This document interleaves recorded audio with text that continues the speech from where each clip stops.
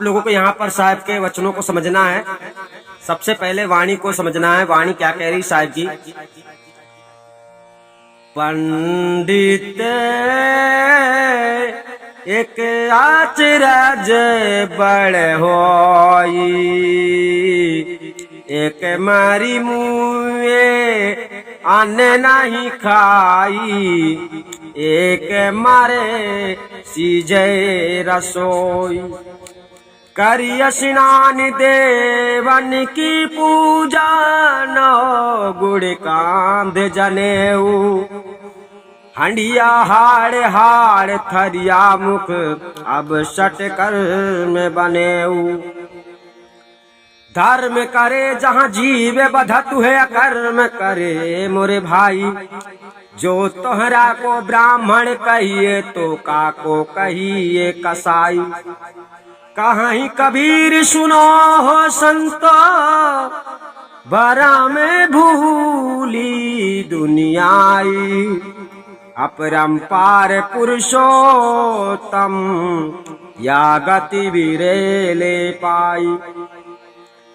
ठीक से समझना है शाही विश्वाणी में क्या कहना चाहते हैं। देवी शाक्त उपासक ब्राह्मणों के प्रति उपदेश, अर्थात जो लोग देवी देवताओं की उपासना करवाते हैं या करते हैं परमात्मा को छोड़ के, ठीक है।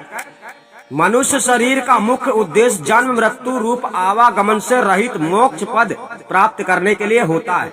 अतएव जन्म मरण मरणादि मायिक बंधनों में बंधे हुए ब्रह्मा विष्णु शिव आदि देवों की उपासना से पृथक होकर, यानी अलग होकर, एकमात्र केवल महाचेतन परम पुरुष परमात्मा उपासना में श्रद्धा प्रेमयुक्त निष्ठा रखने का उद्देश्य इसके पहले शब्द द्वारा दिया गया है, अर्थात वाणी में बताया गया है।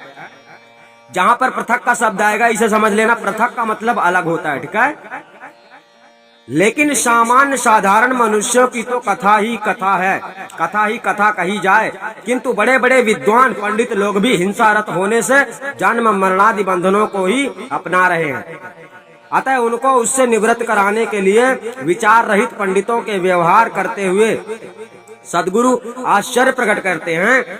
सदगुरु कबीर साहब इस वाक्य में मिथिला तथा बंगाल आदि देश निवासी मांसाहारी ब्राह्मणों के प्रति व्यंग करते हुए कहते हैं कि हे पंडितों, मुझे एक बड़ा भारी आश्चर्य होता है कि यदि कोई घर में मर जाता है तो आप लोग इतना अशौच यानी अशुद्ध